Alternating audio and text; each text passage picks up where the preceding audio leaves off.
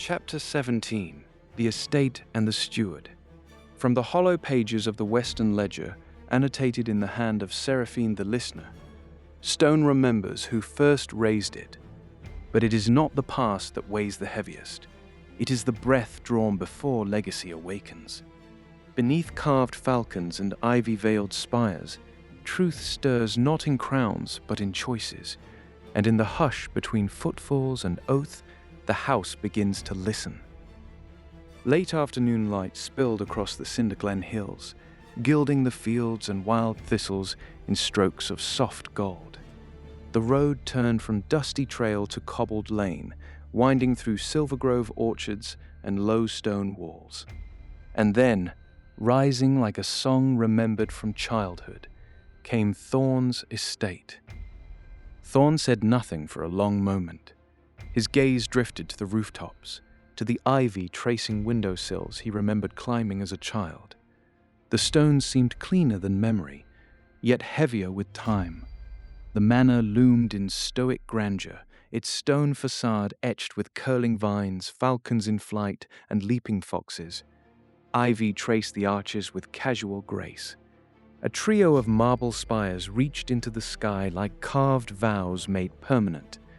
A spring-fed canal glistened alongside the main avenue, its water sparkling between mossy bridges and flower beds that burst with early daffodils and blue fletch rose. Kael leaned forward in his saddle, breath catching. He spoke softly, leaning forward in the saddle. "Vale Serene's palaces can't rival this." Thorn replied quietly, a half smile tugging at his mouth. "The court may shine, but this is ours." Hooves rang on polished stone as the group passed through wrought iron gates crowned with the Ashen Vale crest. Twin fountains arced crystal into shallow basins. Along the walk, roses bloomed in violent scarlet and cream. Peacocks strutted lazily in manicured grass, unimpressed by noble return. A pair of dragonflies skimmed the canal surface beside them, weaving between lily clusters. Kael caught the scent of lemon balm and wet slate as they passed a patch of low, flowering shrubs. It smelt like a place meant to last. Fergus grinned wide, his voice full of awe. "It's like a painter got drunk on gold and dreams." Thorn swung down from his mount, boots striking true. "You'll learn to love it." Kael believed him. He already did. Servants appeared from hidden corners like wind in tall wheat. Stable hands took the reins. Gardeners paused to bow. Housemaids with linen aprons greeted them with hushed reverence. The villa had come alive in their presence.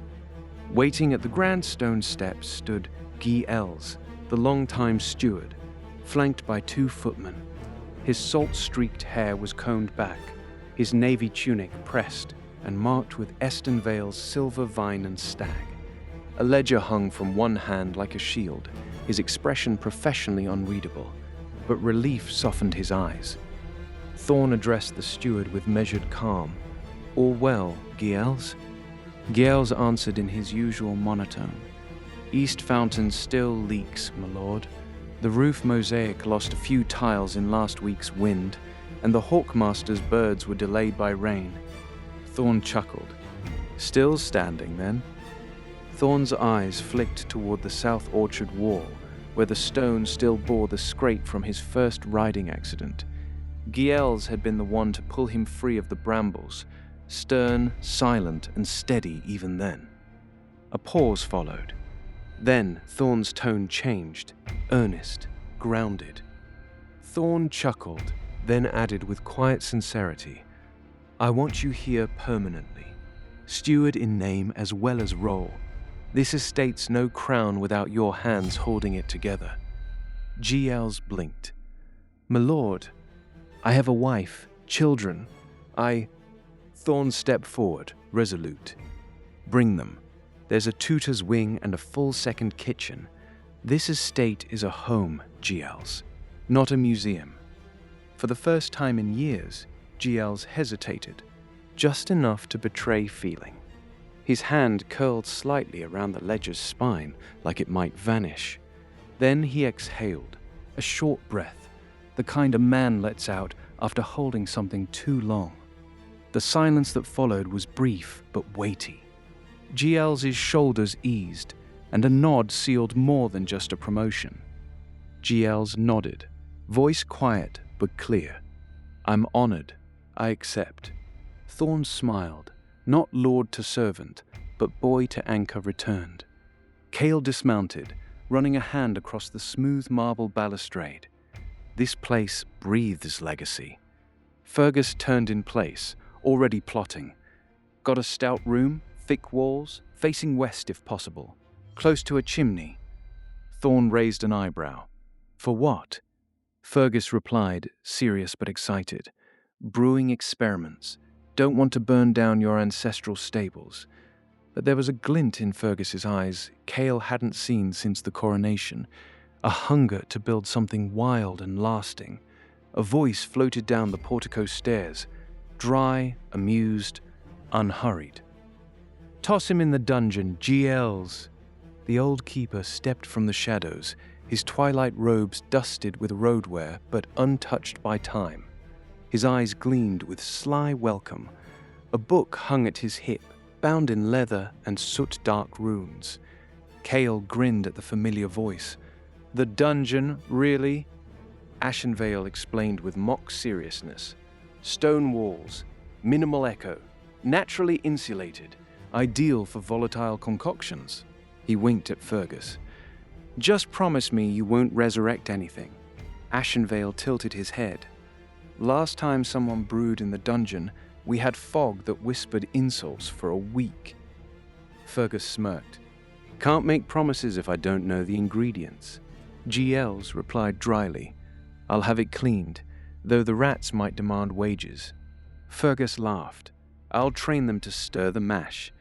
And if they unionize," Ashen added, "we'll promote them to cellar masters. Rats hate responsibility." Laughter followed them into the next hall like old music. Inside the manor, activity pulsed. The scent of saffron and old stone mingled in the air. Dust motes caught in angled light moved like ghosted memories. Kael brushed his fingers along the velvet lining of a curtain, soft, thick, grounding in double oars. Cook called out orders from the back hall. A servant realigned a portrait of Lord Roggar, Thorn's late father, his oil-painted eyes severe and golden-framed. Ashen walked beside them, speaking in his calm, precise cadence. "Young lords you may be, but titles are shallow without the spine to hold them. Nobility is a craft, not a crown." Kael tilted his head. "And what's on the syllabus?" Ashen raised a bony finger. "Rhetoric? History? Swordplay? Diplomacy? Trade negotiation? Code-breaking? Etiquette? And," his eyes glinted, "a few unlisted subjects." Fergus cut in with a grin. "Will distilling under pressure be covered?" Ashen ignored him. Ashen turned to GL's and instructed. "Set aside the east solar. 3 desks, chalkboard, globe, vault access. We start at dawn."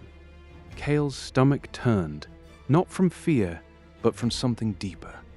This wasn't just learning. This was becoming. He thought of his father's rough hands teaching him to tie the right knot, to sharpen a blade without splitting it. Thorn smiled at the old master.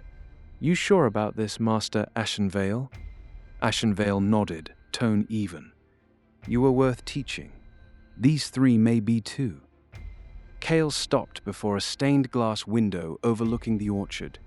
The light dappled across the floor in a mosaic of sapphire and amber.